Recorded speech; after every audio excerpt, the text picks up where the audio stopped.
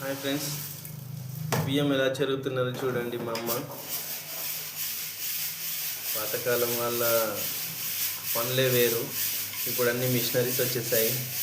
చూడండి ఫ్రెండ్స్, నూక కిందికి వెళ్ళిపోతుంది, పైన మనకి ఓన్లీ బియ్యం మిగులుతాయి. దాంట్లో కూడా వేస్టేజ్ ఉన్నది మొత్తం ఇలా పక్కకు తీసుకుంటారనమాట.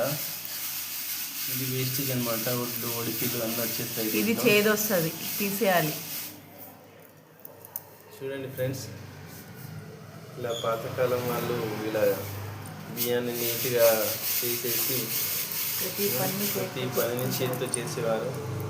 చూడండి, బియ్యం కూడా ఎంత నీట్గా వచ్చేసాయి, అసలు నూక లేకుండా అంత నీట్గా వచ్చేసాయి బియ్యం కూడా. చూడండి ఫ్రెండ్స్, బియ్యం అన్నీ నీట్గా వచ్చేసాయి. ఇలా ఇప్పటి కాలంలో పెద్దవాళ్ళు అత్తయ్య మామయ్యని అంతా ఓల్డ్ ఏజ్ హోమ్లలో వాటిల్లో వీటిలలో తరిమేస్తున్నారు.